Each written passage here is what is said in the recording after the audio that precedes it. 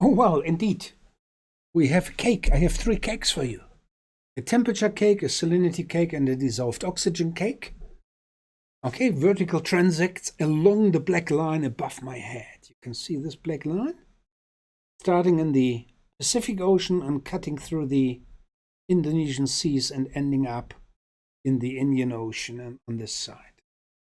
And you can see temperature in the temperature field, and this doesn't show you the surface temperature, but you can see the blocking feature, blocking by sills, through sills. Okay, you have colder water on one side, warmer water on the other side.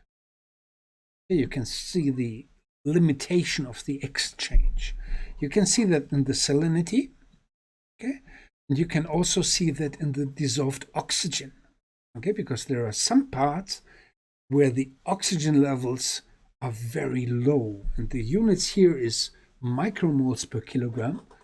Okay, you can convert that to milliliters per liter. But anyway, there's very, very low oxygen contents in some parts, okay, and where you have the smallest numbers. And this is because you still have bacterial oxidation, okay, which reduces oxygen and a limited supply of new oxygen coming in. Okay, so you get certain areas which have very, very low.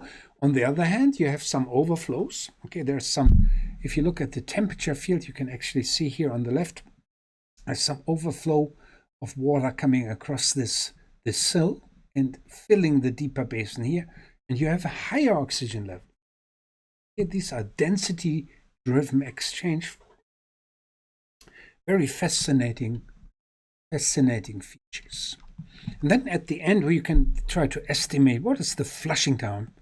And we looked at the flushing times of these deep basins, of intermediate and deep water, and you have very long flushing times. Here you can see the pathway of, say, intermediate waters are the broken lines, and deep water movement are the full lines. There are more indirect movements, so it's mixing plays a big role, and you have flushing times of 6 years, 10 years, in some regions 60 years or so. It's a very, very slow return movement of that water, okay, across very complex passages in this area. Hooray! We are almost at the end of this very fascinating lecture, I hope.